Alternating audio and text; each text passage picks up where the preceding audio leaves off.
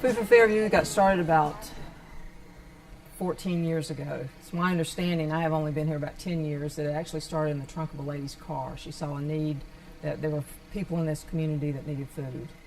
And by 1999, we were located in the building that we're in now. It's much smaller. We weren't using but maybe a third of it. And by 2000, we were incorporated. Client choice is all about letting the family member come in and choose what their family need and can eat. I think the best thing about it is not only are they choosing the items that they're going to take home and use and not getting something that maybe will sit on their shelf or maybe they'll even throw away, but also the fact that it's a one-on-one relationship. When they come in, they check in, and one of our volunteers takes them through the pantry with a grocery cart and helps them choose the food that they're allowed to take. We base it on what type of item it is and what their size of their family is as to how much they can have, and that changes from week to week based on what we have available. I think one of the biggest challenges is having food that is actually really good for them to eat on the shelf.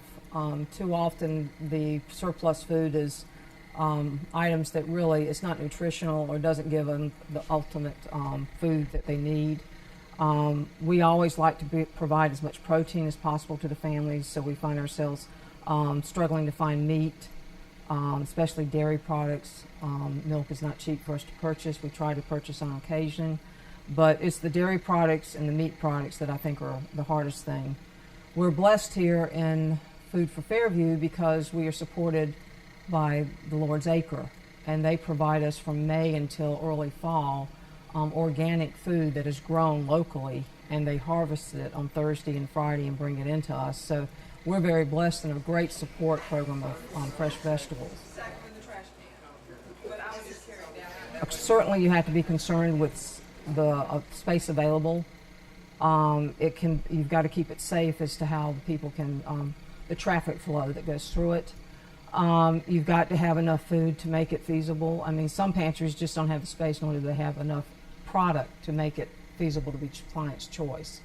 We have had other agencies come in, other food pantries that are getting started, or perhaps they had already gotten started, they were handing out the boxes, but they wanted to see how they could make changes. And we actually let them come in and they see how we work. I'm happy to go and talk to their members or their boards or whoever, and we've actually seen some groups that have come in, learned from us, and gone and set up their own. Let's do four.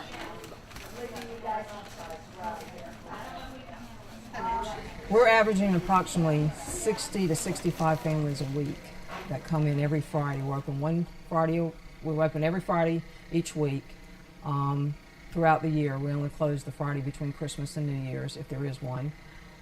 We have seen, I'd say, almost a 40% increase in the last 3 years. It does seem to go with the time of the year that maybe people are getting outside work or something, because the springtime we seem to decrease just a little bit, but we start seeing it start climbing again when school starts. But an overall average, we're talking about 65 families a week. I just think anytime you have the ability to connect with the person that's in need, I think too often we get a stigma in which people that need help are looked down upon. And I think we try to tell these people that we are here for them, and when they are on their feet, they can pass it on to someone else. And we see that. We've had quite a few that have come back and actually donated food. We've had fund drive in which someone has come up to me and said, I don't have much to give you, but you help me, let me give you what I have in my pocket. And I think any time that you can have such a relationship that a person wants to come back and help your organization after you've helped them, more or less tells you you're doing it right.